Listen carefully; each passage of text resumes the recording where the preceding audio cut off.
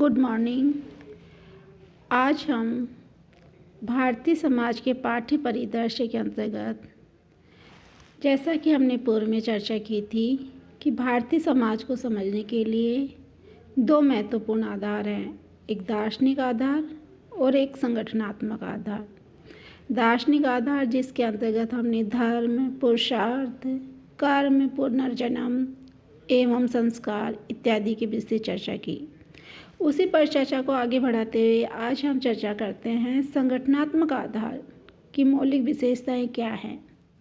क्योंकि भारतीय समाज को संगठित करने के उद्देश्य से यहाँ कुछ ऐसी सामाजिक व्यवस्थाओं को निर्मित किया गया जिससे व्यक्ति और समाज का सर्वांगीण विकास हो सके। और ये जो संगठनात्मक आधार हैं ये अन्य समाजों से भारतीय समाज को पृथक भी करते हैं। तो इन संगठनात्मक आधारों की जो मौलिक विशेषताएं थी जिसके अंतर्गत हम वर्ण व्यवस्था की चर्चा कर सकते हैं, आश्रम व्यवस्था की चर्चा कर सकते हैं और जाति व्यवस्था एवं संयुक्त परिवार इसमें महत्वपूर्ण आधार रखता है। सबसे पहले हम चर्चा करते हैं वर्ण व्यवस्था की। वर्ण व्यवस्था भारतीय सामाजिक संगठन की आधारशिला रही है, या यूँ कहें कि भारतीय समाज का विकास हमें समझना है, भारतीय सामाजिक व्यवस्था को हमें समझना है तो वर्ण व्यवस्था को समझना अत्यधिक आवश्यक है। यहाँ आर्थिक आधार के बजाय व्यक्ति के गुण और स्वभाव के आधार पर समाज को जब 4 वर्णों में विभाजित किया गया, यानी जो भारतीय समाज वह 4 वर्णों में विभाजित किया गया वैदिक काल से। जो 4 वर्ण हैं ब्राह्मण, क्षत्रिय, वैश्य और शूद्र, और प्रत्येक वर्ण के अधिकार, दायित्व और व्यवसाय एक दूसरे से पृथक रखे गए और प्रत्येक व्यक्ति से ये भी अपेक्षा की गई कि वह अपने वर्ण धर्म के अनुसार ही अपने कर्तव्य का पालन करे। और ये वर्ण व्यवस्था प्रारंभिक रूप में गुण और स्वभाव पर आधारित थी, ना कि व्यक्ति के जन्म पे। इसलिए व्यक्ति अपने गुण व स्वभाव के आधार पे वर्ण व्यवस्था में परिवर्तन भी संभव था। किंतु प्रारंभ में जो ये मुक्त प्रणाली रही वह धीरे धीरे एक बंद प्रणाली के रूप में विकसित हुई और फिर बाद में यही वर्ण व्यवस्था जाति व्यवस्था के रूप में अस्तित्व में आई, जिसके बारे में हम विस्तृत चर्चा आगे करेंगे। दूसरी जो मौलिक विशेषता है भारतीय समाज की वह है आश्रम व्यवस्था। क्योंकि जहाँ वर्ण व्यवस्था भारतीय समाज को 4 भागों में विभाजित करती है, वहीं व्यक्ति के जीवन को संतुलित और संगठित बनाए रखने के लिए भी भारतीय समाज में आश्रम व्यवस्था जैसी चीज़ें अस्तित्व में आई। आश्रम व्यवस्था के माध्यम से व्यक्ति के जीवन में भोग त्याग दोनों के महत्व को स्वीकार किया गया। इस व्यवस्था के अंतर्गत व्यक्ति की आयु को 100 वर्ष मानकर उसको 25-25 वर्षों के रूप में 4 भागों में विभाजित किया गया, जिसमें ये 4 वर्ण हैं, आश्रम हैं, ब्रह्मचर्य आश्रम, गृहस्थ आश्रम, वानप्रस्थ आश्रम और संन्यास आश्रम। और व्यक्ति को अपने ये निर्धारित आयु वर्ग में रहकर एक निश्चित क्रियाक्रम को करना या कर्तव्यों का पालन करना और अपने व्यक्तित्व का विकास करना और समाज में एक व्यवस्था को बनाए रखने के लिए इस तरह की व्यवस्था रखी गई।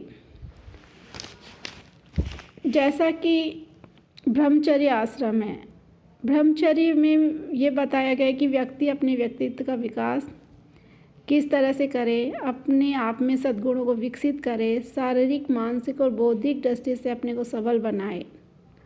और इसके पश्चात वो जब 25 वर्ष के लगभग हो जाए तो विवाह संस्कार के द्वारा गृहस्थ आश्रम में प्रवेश करे और अपनी धर्म की मर्यादाओं के अनुरूप और काम का उपभोग करता हुआ समाज में एक सामाजिक प्राणी के रूप में अपना जीवन यापन करे।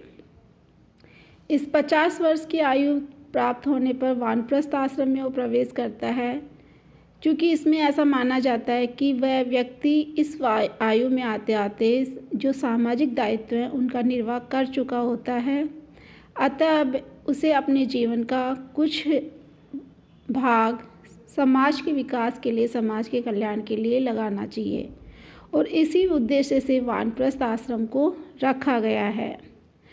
जब 75 वर्ष की आयु के लगभग व्यक्ति हो जाता है तो ये समझा गया है कि व्यक्ति इस सामाजिक दायित्व का भी निर्वाह कर चुका है, तो अब व्यक्ति को स्वयं की विकास, स्वयं के मोक्ष या जो आध्यात्मिक जीवन है उसमें अपना जीवन व्यतीत करना चाहिए, ताकि वो अपने जो अंतिम पुरुषार्थ है मोक्ष की प्राप्ति का प्रयत्न कर सके। इस प्रकार आश्रम व्यवस्था के माध्यम से व्यक्ति अपने जीवन में 4 पुरुषार्थों को धर्म, अर्थ, काम और मोक्ष को प्राप्त करने की दिशा में आगे बढ़ता है। इसी परिचर्चा में हम बात करते हैं जाति व्यवस्था की। जैसा कि मैंने पूर्व में चर्चा की, वर्ण व्यवस्था जो गुण और व्यक्ति के स्वभाव पर निर्धारित थी, किंतु जब सामाजिक संगठन में जटिलताएं आती गई तो वर्ण व्यवस्था ही जाति व्यवस्था के रूप में अस्तित्व में आई और व्यक्ति अपनी सदस्यता का आधार व्यक्ति के गुण और स्वभाव न होकर व्यक्ति का जन्म हो गया। अर्थात व्यक्ति जिस जाति में जन्म लेता है जीवन पर्यंत उसका ही सदस्य बना हुआ रहता है। यानी जाति एक की सदस्यता पूर्णतः जन्म पर आधारित है और व्यक्ति अपनी सामाजिक गतिशीलता को जाति के द्वारा ही प्रदर्शित करता है या अपनी सामाजिक परिस्थिति को भारतीय समाज में जाति के द्वारा इंगित किया गया।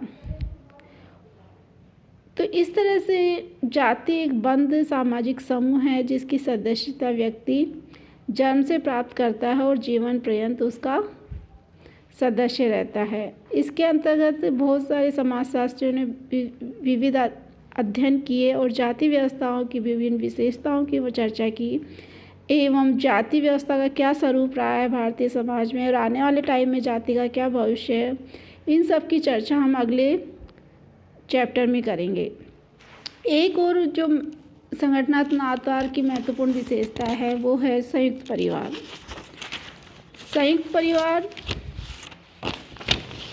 भी भारतीय समाज की एक महत्वपूर्ण विशेषता रही है, क्योंकि भारतीय समाज एक परंपरागत समाज रहा है और संयुक्त परिवार भारतीय समाज में न केवल वैदिक काल से देखा गया है बल्कि वर्तमान में भी संयुक्त परिवार का स्वरूप हालांकि वैसा नहीं है जैसा पहले था, किंतु अब भी प्रकार्यात्मक रूप से संयुक्त परिवार भारतीय समाज में देखने को मिलते हैं। संयुक्त परिवार का भारतीय समाज में जो महत्वपूर्ण स्थान है या जो महत्वपूर्ण कार्य है उसके परिणाम स्वरूप समाजशास्त्री मैक्स मूलर ने तो संयुक्त परिवार को भारत की आदि परंपरा की संज्ञा दी, यानी जो सदियों से भारतीयों को सामाजिक विरासत के रूप में प्राप्त हुई है। यानी भारतीय समाज की इकाई वास्तव में संयुक्त परिवार ही रहा है। संयुक्त परिवार भारतीय संस्कृति के आदर्श तत्व और समूह कल्याण के आदर्शों को प्रस्तुत करता है। सामान्यतः जब हम संयुक्त परिवार की बात करते हैं तो संयुक्त परिवार उसको कहते हैं जहाँ एक ही मकान में एक ही रसोई में बना हुआ भोजन या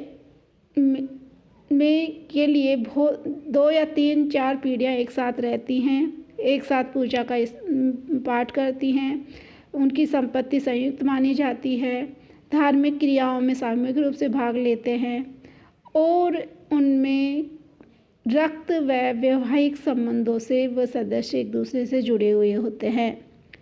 संयुक्त परिवार का एक कर्ता होता है जिसकी आज्ञा का पालन, यानी एक मुखिया होता है जिसकी आज्ञा का पालन समाज और परिवार के सभी सदस्य करते हैं। संयुक्त परिवार जातिगत नियमों के पालन व परंपरागत आदर्शों के अनुरूप अपना कार्य करता है। यह समाजीकरण भारतीय समाज में समाजीकरण का जो महत्वपूर्ण आधार है, प्रथम पाठशाला है, वो संयुक्त परिवार ही रही है, जो न केवल एक प्राणी को सामाजिक प्राणी बनाती है बल्कि उसे एक संपूर्ण व्यक्तित्व के रूप में विकास करती है और उसके व्यवहारों को नियंत्रित करने का कार्य भी संयुक्त परिवार करता है।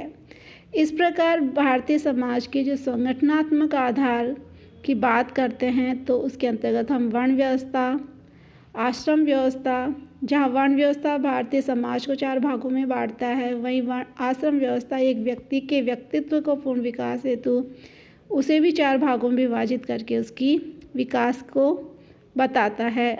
और इसके साथ ही जाति व्यवस्था जो भारतीय समाज का आधार रही है और संयुक्त परिवार जो भारतीय समाज की मौलिक विशेषता रही है भी एक महत्वपूर्ण आधार है, जिनसे भारतीय सामाजिक व्यवस्था अन्य समाजों से अपने आप को पृथक करती है और अपने विकास को दर्शाती है। धन्यवाद।